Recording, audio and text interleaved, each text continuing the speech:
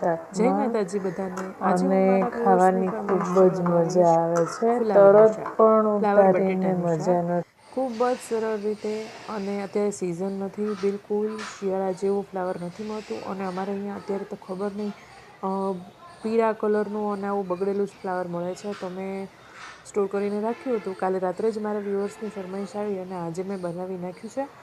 તો ખાસ તેમની માટે બનાવ્યું છે અને ખૂબ ડિટેલથી બનાવ્યું છે. તેની માટે મેં એક મોટું બટેટું અને એક ટમેટું લીધું છે અને 250 ગ્રામ ફ્લાવર લઈ લીધું છે.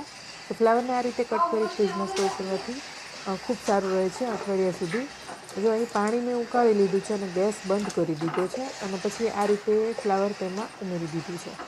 તો પહેલાં આ રીતે સીધું ઉમેરવાથી અંદર કોઈ જીવાત હોય, ઈયળ હોય, કચરો હોય તો બધો સારી રીતે સાફ થઈ જાય. થોડું ઠંડુ થઈ જાય એટલે જો આ રીતે ફેરવી અને ધોઈ નાખવાનું, અને એક બાઉલની અંદર પાણી તે કાઢી નાખવાનું. તો અહીં મેં ફ્લાવર અને પાણી બંને લઈ લીધું છે ગરમ જ. અને જો આ રીતે નીચેનો ભાગ છે તે એકદમ સરસ પાતળો. અહીં મેં આ રીતે ફ્લાવરને સરસ ચોખ્ખું કરી અને સુધારી લીધું છે. અને બહુ નાનું પણ નહીં, બહુ મોટું પણ નહીં, એવું સુધારવાનું. થોડું પાતળું, અને નીચેના ભાગને તો બિલકુલ ઝીણો ઝીણો મેં અહીં કટ કરી લીધો છે, અને એકદમ શાકની અંદર ભળી જશે. તમારે તેને અલગથી કાઢી નથી નાખવાનો, ફેંકી નથી દેવાનો. નીચેનો આ ભાગ હોય તેને પણ ઝીણો ઝીણો જેમ બને એમ સમારી લેવાનો, જેથી આપણું ફ્લાવર છે તે કાચું ન રહે. સાથે અહીં મેં ટામેટું પણ કટ કરી લીધું છે અને બટેટા પણ લઈ લીધું છે. બટેટા અને ફ્લાવરની માત્રા આપણે બને ત્યાં સુધી સમાન રાખવાની. બટેટા ઓછા લો તો ચાલશે, પરંતુ બહુ વધારે પડતા નહીં ઉમેરવાના. બંનેની સરખી માત્રા હોય તો શાક સ્વાદમાં વધારે સરસ બને છે. સૌપ્રથમ આપણે એક વાસણ લઈ લેવાનું. હવે કુકરમાં પણ તમે બનાવી શકો, અને ફુલાવરનું શાક છે તે છૂટું પણ વધારે સરસ બને છે.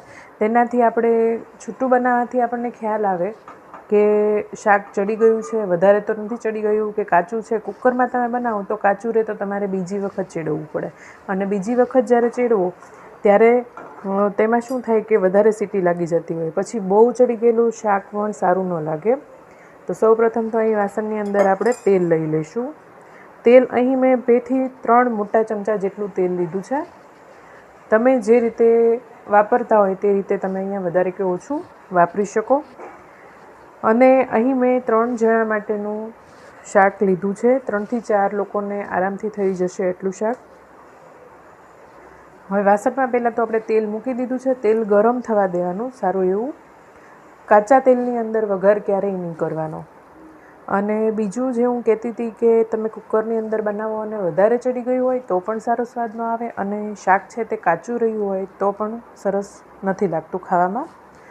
તો અહીંયા તમારે છૂટું બનાવશો તો તમે ચેક કરી શકશો કે પ્રોપર ચડ્યું છે, બાકી છે, કે વધારે ચડી ગયું છે, ખ્યાલ આવી જાય તરત જ. તો જો અહીં સૌ પ્રથમ તો બધું જ હું આ 1 ચમચીના માપથી લઉં છું.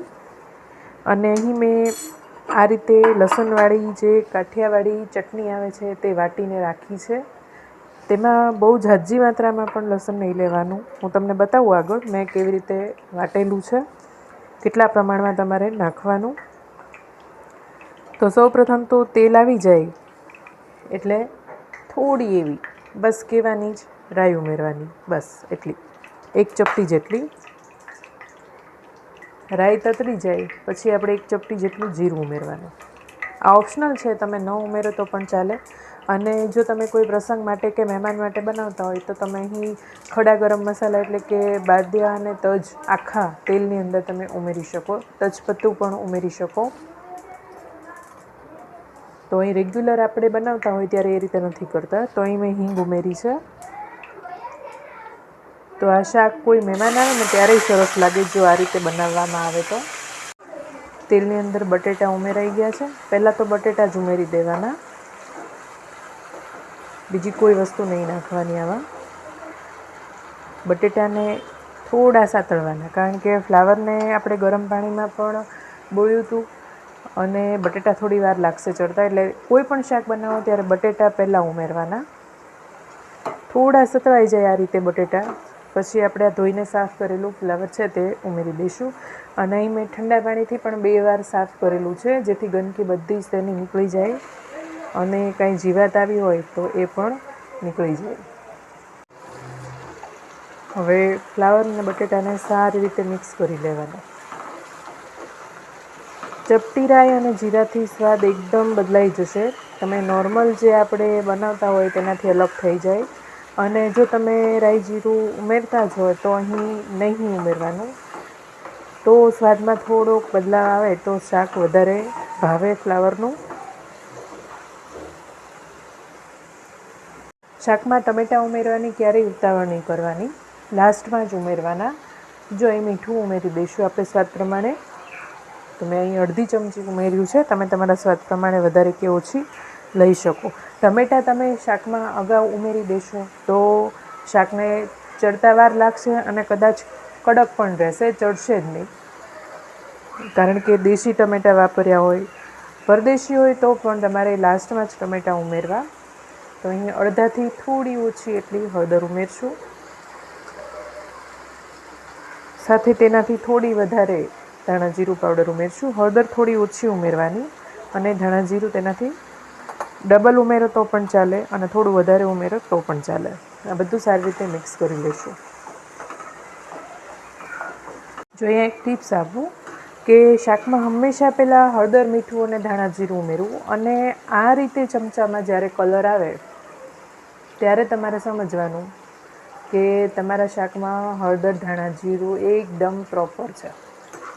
બરાબર છે? જો આ રીતે હળદર અને ધાણા જીરાનું માપ ન આવતું હોય તો આ એક ટિપ્સ છે આ રીતે.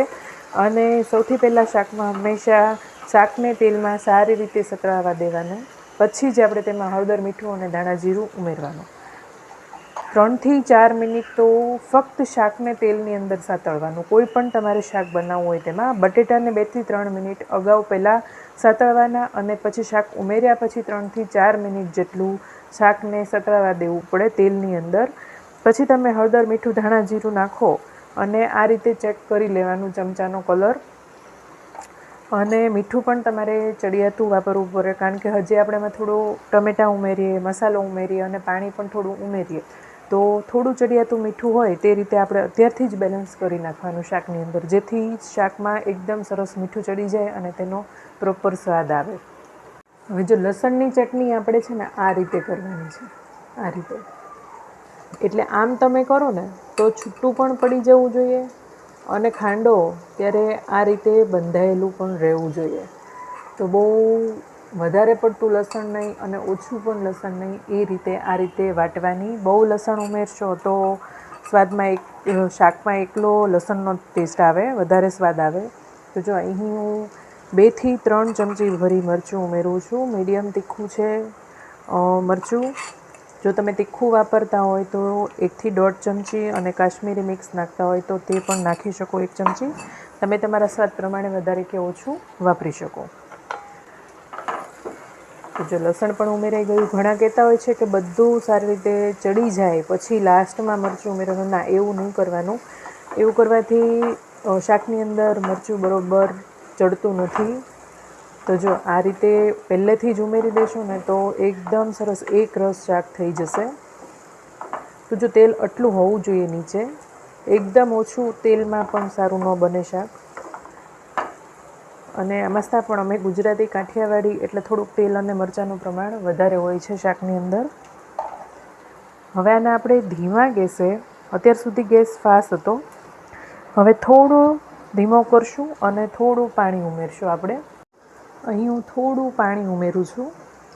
તમે જો બીજા વાસણની અંદર તમે બનાવતા હોય નોનસ્ટિક સિવાયના તો તમે થાળી ઢાંકી અને ધીમો ગેસ કરી ઉપર થાળીની ઉપર પાણી નાખી એ રીતે પણ શાકને પકાવી શકો છો. જો અહીં આ રીતે મારે લીડ છે એટલે મેં અંદર થોડું પાણી ઉમેરી દીધું છે. અને હવે આને આપણે 8 થી 10 મિનિટ સુધી ધીમા ગેસે થવા દઈશું. અહીંયા કહેવાની રહી ગઈ એક વાત કે તમે જો લસણવાળું મરચું ન ખાતા હોય, લસણ ન ખાતા હોય તો તમે કોરા મરચાંમાં પણ આ શાક આવું જ ટેસ્ટી બનાવી શકશો. તો જો આ પહેલાં આપણે ચેક કરી લઈએ. 8 થી 10 મિનિટ થઈ ગઈ છે અને લગભગ ઓલમોસ્ટ ચડવા આવ્યું છે શાક આપણું. જો આ રીતે અને એકવાર દબાવી અને બટેટા અને ફ્લાવર બંને ચેક કરવાના. જો આ રીતે તમે દબાવશો તો ફ્લાવર અને બટેટા બંને સરસ તૂટી જશે. હું તમને ચેક કરું આ રીતે લઈને. તો જો ફ્લાવર પણ તૂટી જાય છે અને બટેટું પણ એકદમ સોફ્ટ થઈ ગયું છે. તો જો આવું થઈ જાય જ્યારે હાથેથી મસળવાથી બટેટું અને ફ્લાવર તૂટી જતું હોય ત્યારે આપણું શાક ચડવા આવ્યું હોય, ચડી જ ગયું છે. હવે આપણે ત્યારે તેમાં ટમેટાં ઉમેરી દઈશું. આ સમયે ટમેટાને ઉમેરવાથી શાક આપણું ક્યારેય કાચું નહીં રહે. અગાઉથી તમે ટમેટાં ઉમેરી દેશો તો શાક કાચું રહી જશે. ફ્લાવરને ચડવામાં સમય જોઈએ અને ટમેટાની ખટાશના હિસાબે તે જલ્દી ચડતું નથી અને પછી થોડું કાચા જેવું જ લાગે છે. તો જો આ રીતે ટમેટાં ઉમેર્યા પછી 2 થી 3 મિનિટ સુધી ઢાંકણ ઢાંકી અને હજી થવા દઈશું. ગેસને આપણે ધીમો જ રાખવાનો છે જ્યાં સુધી શાક છે તે ચડી ન જાય ત્યાં સુધી. જો અહીં 2 થી 3 મિનિટ થઈ ગઈ છે ટમેટાં ઉમેર્યા અને ટમેટાં પણ સોફ્ટ થઈ ગયા છે, એકદમ સરસ થઈ ગયા છે. તો બસ આ સમયે હવે ગેસને બંધ કરી દઈશું. ઉપરથી આપણે તેમાં થોડી કોથમરી ઉમેરશું. તો આમાં કંઈ જ નવીન નથી, પરંતુ હા, આ રીતે બનાવીએ ને તો શાક વધારે સ્વાદિષ્ટ લાગે છે. તો બને ત્યાં સુધી ફ્લાવર બટેટાનું શાક આ રીતે છૂટું જ બનાવાય. તો હંમેશા જમવા બેઠવાનું હોય ને તે પહેલાં 15 થી 20 મિનિટ લગભગ અગાઉ શાક બનાવી આ રીતે રાખી દેવાય તો એકદમ સરસ થીજી જશે અને મસાલો એકદમ ચડી જાય છે શાકમાં અને ખાવાની ખૂબ જ મજા આવે છે. તરત પણ ઉતારીને મજા નથી આવતી. તો આ ગરમ જ છે હજી, તો શાકને પીરસી દઈશું. તો એકદમ છૂટું છૂટું અને એકદમ સરસ ટેસ્ટી એવું ફ્લાવર બટેટાનું શાક, રોટલી અને આજે શનિવાર છે તો અડદની દાળ બનીને તૈયાર છે. તો મળીએ નવા વિડીયોમાં. ત્યાં સુધી બધાને આવજો.